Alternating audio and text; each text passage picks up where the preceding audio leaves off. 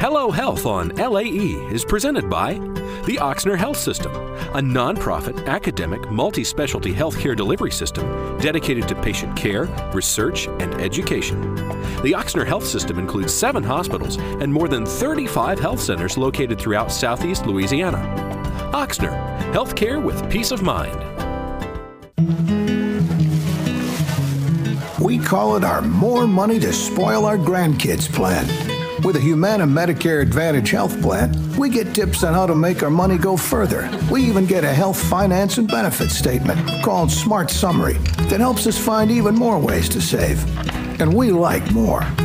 More of what you want, because you deserve more.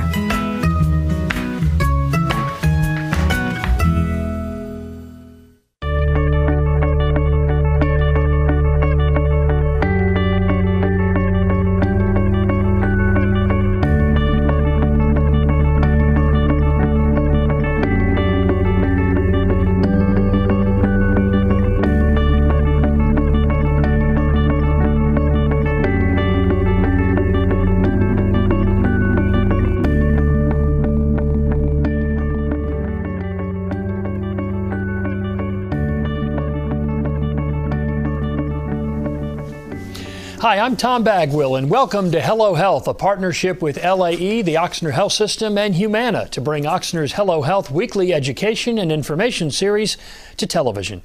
Tonight's topic, shoulder pain, its causes and its treatments. Our guest is orthopedic surgeon Scott Montgomery. Well, Dr. Montgomery earned his doctorate in medicine at the Indiana University School of Medicine. He completed his internship in general surgery and residency in orthopedic surgery at Tulane University here in New Orleans. Dr. Montgomery completed his fellowship in sports medicine at the University of Virginia. He is a member of the American Orthopedic Society of Sports Medicine and an active member of the Arthroscopy Association of America. He is the team physician or a team physician for the New Orleans Hornets and the team doctor for the USA Under-17 basketball team, traveling to Hamburg, Germany to compete in the Under-17 World Championships. And it is our pleasure to welcome Dr. Scott Montgomery to Hello Health. Great to have you with us on the program. Thanks, Tom. Well, you're not from here, but you've been here for a while. You are from Indiana originally. Yeah, I grew up in a small town, Logansport, Indiana, where I lived most of my life before going off to college, and came down to New Orleans for residency and fell in love with it. Left for a year and then moved back. Been here about 10 years total now. Well, we talked about the connection to the Hornets, one of the team doctors for the Hornets. If you grew up in Indiana, I'm assuming you played some round ball. I did, yeah. I was lucky. I was able to play basketball all the way through high school, and didn't realize until actually leaving Indiana how cool it was to actually play basketball in high school in Indiana, and it was an important part about growing up. Did you always want to work with athletes? So who was it or what was it that inspired you to get into medicine? It's actually my dad. He's an orthopedist, and in our small town, it was just neat to see the way that he interacted with the community. He was around a lot, and it took me a while to realize that not all physicians are in their kids' lives. He attended almost all the games that we played, and tennis matches and basketball games, and it's kind of how I thought I would want to be, as an adult. I think it's a good use of your time, good use of your education once we kind of settle down and become adults. Mm-hmm. I don't know if you ever won a state championship in basketball, but you did win or were part of a national championship at some level, right? Yeah, when I was a fellow up at University of Virginia, I worked with Dave Diduck and Mark Miller, and Mark took care of the James Madison or JMU football team. And the year I was there, it was 1AA at the time. They were lucky enough to win the national championship in football, and that experience is just neat. It doesn't make athletes any different whether they win or lose, but when you're part of something such as a championship team, it's just as special. So. And we all know about that here in New Orleans after last year's terrific season. Indeed. I know some of your colleagues working in sports medicine at Ochsner who work with the Saints are sporting a ring these days, right? I think they probably got it today. Oh, outstanding. Well, let's talk about tonight's subject. What are some of the common causes of shoulder pain, doctor?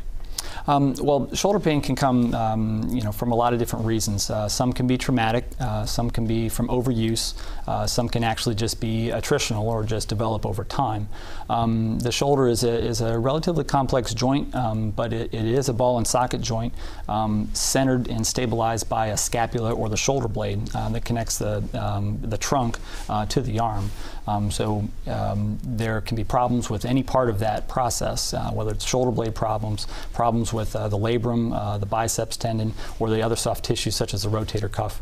And there can be joint problems as well. So, actual AC joint problems or glenohumeral joint problems, which can cause a significant pain. Let's delve a little deeper. What role does the scapula play during shoulder functions? Well, it's incredibly important. Most people think of the shoulder as the actual ball and socket joint, but it starts further up the string. The foundation for the shoulder is the shoulder blade, the scapula, and it really has to be in a functional position. It has to be retracted up against the chest wall and externally rotated to provide optimal function. Its role really is to position the shoulder blade in the arm in space so the rotator cuff muscles can function well. When it doesn't move correctly, dynamically, such as throwing athletes, or really any of us, it can cause a significant source of pain because it positions the ball and socket joint, in a bad spot, and it puts extra stress on our labrum and on our rotator cuff. So. What is it that keeps the shoulder stable? Well, the shoulder is essentially a ball and socket joint, but what makes it different from the hip is the amount of soft tissue that really provides stability. The hip is a very congruent joint, so it's got a lot of bony anatomy that holds it in place. The shoulder is actually likened to a ball sitting on a golf tee. So the golf ball is significantly bigger than the tee, and so it would knock itself off very easily if we didn't have soft tissue. So on the slide showing now, the labrum is the part of the tissue that actually deepens the socket and helps the stability that's there. The capsule also helps that in addition to the rotator cuff. How can the shoulder become unstable? There's lots of reasons. You basically can section them down to traumatic and atraumatic. There's a whole spectrum in between. Traumatic instability is essentially a dislocation or a subluxation event. If you think of a football player, if they get their shoulder jammed into the ground, or a hockey player, if they get it jammed into the boards, the shoulder can actually pop out of place. When that happens, something has to give. It either stretches the capsule or it tears part of the labrum. The recurrence rate is significantly higher if you're younger with that. Your options for that are to try to certainly get your shoulder reduced first. The ball and socket has to be put in place, but then through rehab and through other options that you can try to keep it stable. Multidirectional instability or non-traumatic instability is slightly different because it just becomes a pain issue or a sensation that the ball is actually slipping out of the joint. How painful is it when you see something out of joint or out of the socket, and you've got to put it back in? That's scary just to watch that happen in an athletic event. But you're the person who may have to do that from time to time. It's a good point. I think that's one of the reasons why we're there on sidelines. When team physicians are there for high school games or certainly professional sports, when major joints are dislocated, shoulders are a very common example of that. It's just important that they get reduced or put back in place. You can tell pretty easily from athletes that have dislocated joints. They'll tell you. They certainly look like they're in a lot of pain. I haven't had one myself, but we've popped a bunch back in, and they certainly feel better once it's in. Does it hurt to get it back in? It's one of those things that you're in pain and you're going out, and the doctor says, let me put it back in, and you're going, no, no, no. They might say no, but they feel significantly better once you pop it back in. Sometimes, obviously, they need to go to the hospital and get sedated, so that we can relax them enough to pop it in.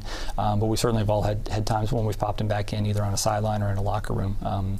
And the amount of time that a joint is dislocated is it's better if we get it in early.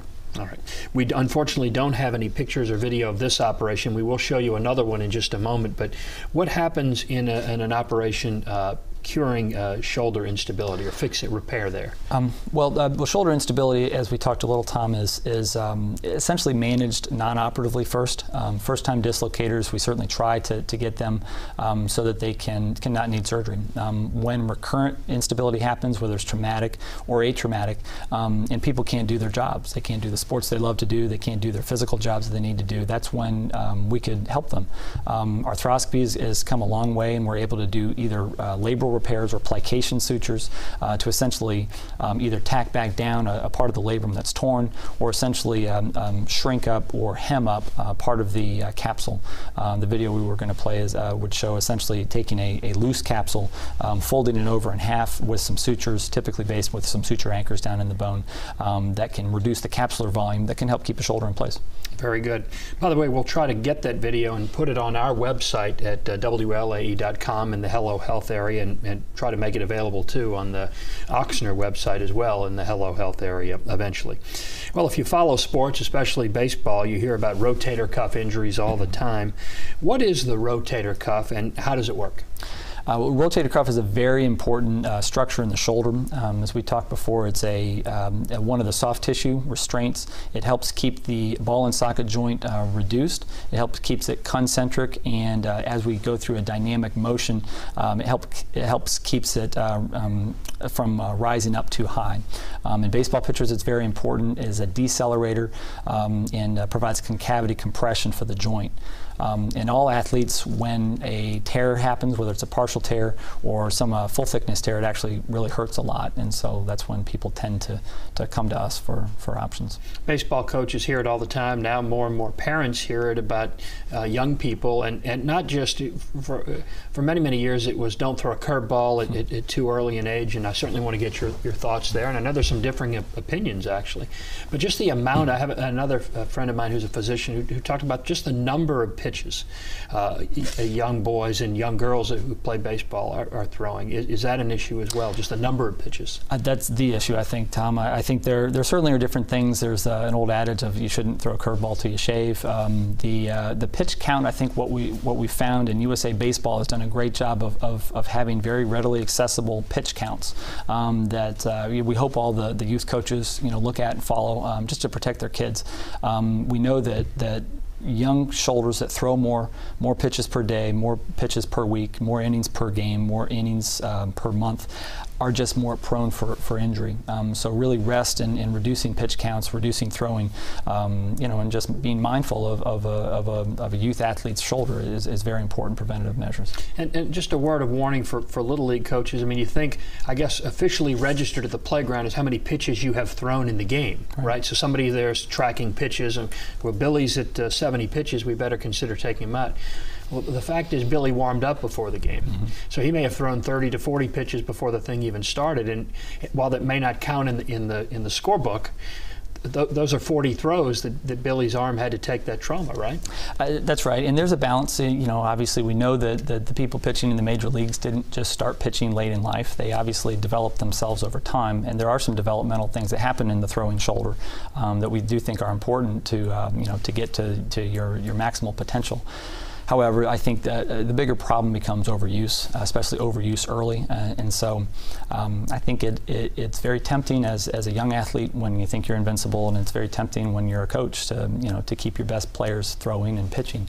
But we do know that there's a safety factor to pitching too much, throwing for multiple teams at the same time, moving from a pitching position to a third base position and still doing a lot of repetitive throwing. All those just contribute to the potential injury for a shoulder. When we get older, we warm up because we have to. When you're 10 years old, I'm not sure you really need to warm up the muscles, but I say that, but do you? Is it better preventive to start throwing lighter than it is before you start throwing at 70, 80 miles an hour? Warm-up is essential. Whether it's just light throwing, I think we understand the importance of stretching now. The old gym class rules really were right. You need to stretch before you do things. The throwing shoulder, the pitching shoulder, we know that there are certain posterior capsular stretching programs that we certainly try to encourage all our pitchers and the teams we work with to get on that are vitally important to keep the mechanics of the ball and socket joint of the shoulder working correctly.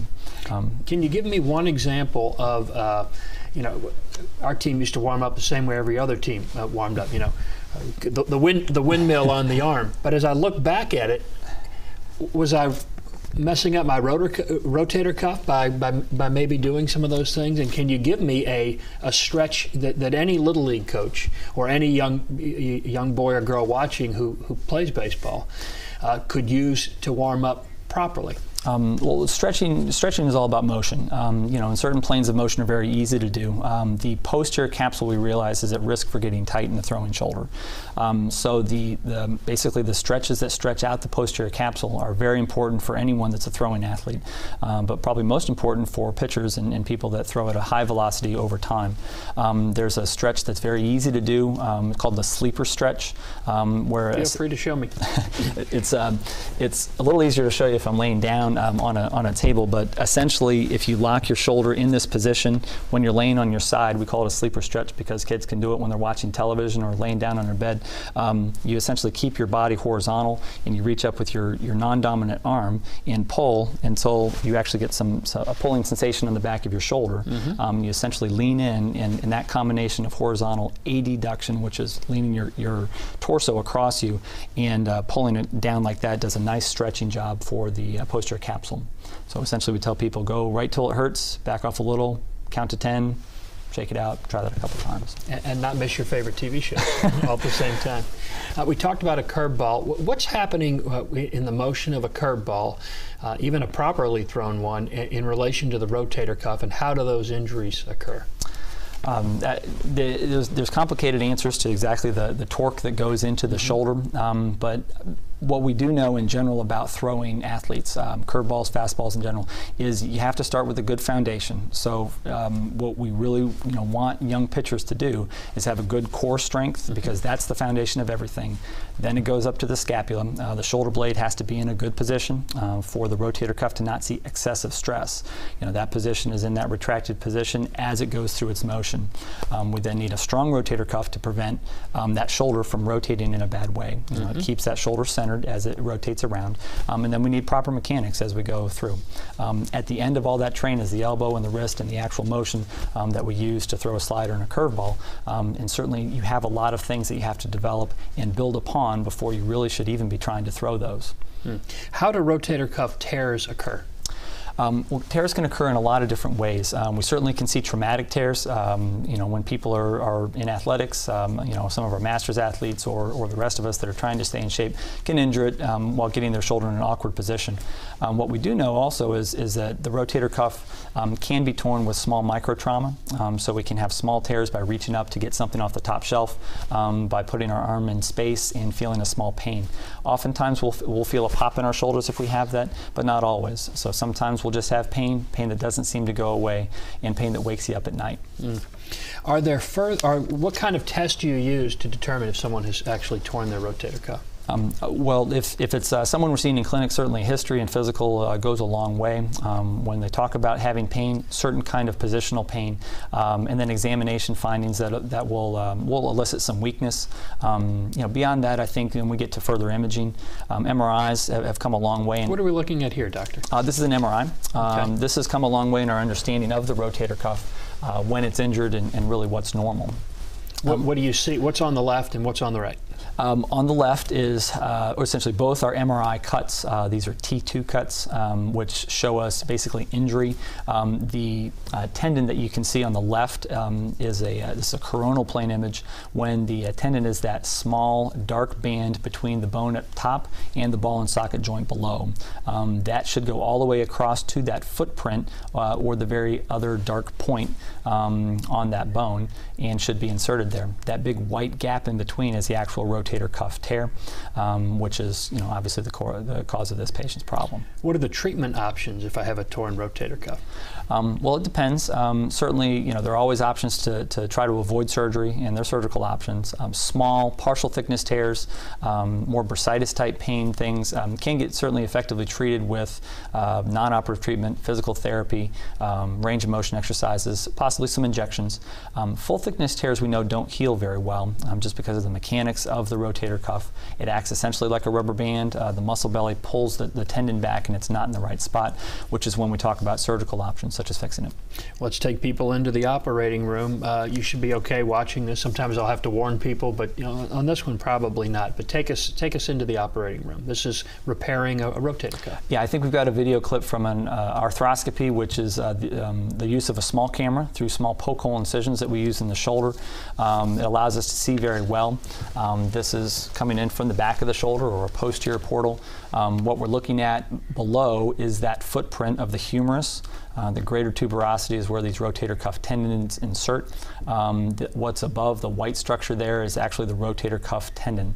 It's called a cuff because it's a cuff of 3 different muscles that become a common tendon and insert down onto the bone at the same spot. There's one further tendon that inserts in a different spot in the front. I'm using a grasper, and that was a shaver before here, just to show that this is mobilizable, meaning that it still has the ability to pull it where it needs to go, and then we realize that we need to repair it. We're going through the technical stages here of actually doing the repair. Very similar to the way you hang a picture on a wall, we need some anchor point. So that was a suture anchor that we put down into the bone that provides us excellent fixation points, which are attached to these small sutures, which we pull in various directions out different portal sites. This is when we're shuttling a suture through the cuff tendon here. Which will allow us to pull it over into the right location. We'll then tie it down and have a repair done. What is shoulder arthritis? Well, shoulder arthritis is slightly different than what we've talked about thus far. It deals with more of a structural problem with one of the 2 joints. We'll talk about the AC joint first, the top of the shoulder, where people actually separate their shoulder, or they might get an AC sprain when they're young athletes. You can actually start to wear out, and that's called arthritis in any joint, and the AC joint is no different. This can get treated in a multiple variety of ways, and one of the things we showed there in the picture was an arthroscopy to remove the end of the clavicle. And what is the glenohumeral joint arthritis, and how is that different than what we just talked about? The glenohumeral joint is actually the ball and socket joint that we commonly think of or refer to as the shoulder. That can get arthritis as well, which is wear and tear of the joint to where it's very painful. People have difficulty moving it, and they can essentially start to feel it grind on itself. Okay. What are the treatment options for, I guess, both cases of shoulder arthritis? Well, the AC joint, as we showed before, can get treated with injections and and/or arthroscopic treatment. We do what's called a distal clavicle excision on that. The glenohumeral joint or the ball and socket joint, we certainly try to avoid surgery if we can. Injections can be helpful. Therapy can be helpful. When we get to talking about surgery for glenohumeral joint arthritis, traditionally the treatment idea is shoulder replacement surgery, which we just had a couple pictures of there. There are some resurfacing ideas to just do a hemiarthroplasty or a partial replacement, which have some encouraging results as well. That was a picture actually of a total shoulder replacement where both sides are replaced. Okay. We're going to hear from a patient now, Mr. Michael DeMoore. Exactly what surgery did he have? Those are actually his x-rays, is why I pulled them. He had a total shoulder replacement, so we had elected to replace both the glenoid, which is the socket, and the ball, which is the humerus on him. And that's a stemmed component, which is why you could see it go down into the bone the way it did. He had that surgery done, I think, a little while ago, and we just saw him back, I think, a couple weeks before this was coming out. And don't tell me how he's doing. we want to hear from him first, and then you can give us an update. This is Michael DeMoore, one of Dr. Montgomery's patients. Take a look. Well, right before Katrina, my arm was giving me a lot of trouble. I couldn't move my elbow from my body because if I did, it hurt. I couldn't touch the top of my head, reach out one way or the other, couldn't even hold anything because it was weak. My primary doctor recommended that I see an orthopedic surgeon who was Dr. Montgomery, and we went to him. He took x-rays. He showed us on the computer that it was really in bad shape. So he recommended surgery and shoulder replacement, complete shoulder replacement, which we did. And I stayed in the hospital 2 days, and I had it in a sling. And I went home, and in 2 weeks we went to DC, Dr. Montgomery, and he recommended therapists, Lisa Turley, which we went, set up appointments, and she massaged my arm and gradually brought it back, lost all the fluid in it. Then she brought me along real slow, and then at the end of my therapy, about a month before we was finished, she used weights. And in the meantime, we had been going to Dr. Montgomery. And 2 weeks ago, I got A1, I'm fine. I can move my arm this way. I can move it that way. I can touch my head. In fact, this one is better than this one. And now I can cut the grass. I love the gardens, and I've been planting my plants. Have no pain whatsoever. In fact, my right arm kind of got hurting because I was exercising it, and this arm had been through such an exercise period that it was in great shape compared to this one. And other than that, I tell you what, I am happy with my surgery, and I can't complain. I'm 80 years old, and I still have 2 good arms now. Well, one better than the other. And you saw him recently. How's he doing? He's doing great.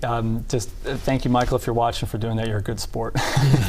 Yeah, he's doing very well. He's moving his arm. He has very little pain, which is the goal of the surgery is pain relief. We think it's a reproducible way to get good pain relief, and motion and strength. If we can get what we had with him, we'll be very happy. Typically, with how long is the recovery period? Well, it varies. We tend to keep people in the hospital when they have total shoulder replacements for a couple days. Some of the hemiarthroplasties or the resurfacings you can do as outpatient. We tend to keep people in with the total shoulders. A sling is used for comfort and to kind of let the soft tissues cool down. Therapy really begins relatively quickly, and we try to get some passive motion back within reason. Some people have pain relief right away just from taking an arthritic joint and replacing it with a smooth bearing surface. Total recovery we'd like to think is 3 to 6 months, but it varies from person to person. Very good. I want to thank Dr. Scott Montgomery, our guest tonight, who bought his home. He was sharing with me just before Hurricane Katrina. Probably had every reason in the world to leave, but decided to stay. Who says he's in it for the long haul, and we're glad. And take care of those Hornets for you, would you? We need to get back to our winning ways. Thank you for being here, and thank you for the education you provided. Thanks a lot, Thomas. All right, we appreciate it. Well, here's what's happening next on Hello Health on TV. We'll be joined by pulmonologist Leonardo Sawani. He'll be talking about treatment options for lung disease. That's Monday, June 28th, right here on LAE. To make an appointment with any Ochsner physician, including tonight's guest, Dr. Scott Montgomery, or to register for any of Ochsner's Hello Health seminars, you can call Ochsner at 504-842-5669. That's 504-842-5669, or you can look for his name on the Ochsner website. As a reminder, you can rewatch tonight's presentation or any of our Hello Health programs on our website at WLAE.com or on Ochsner's website at Ochsner.org. Just type Hello Health in the search areas. Well, our thanks again to tonight's guest, Dr. Scott Montgomery. Thanks to Humana and Ochsner for making this program possible. And our final thanks, as always, is reserved for you, for your support of this program, Hello Health, and our station, LAE. More than television.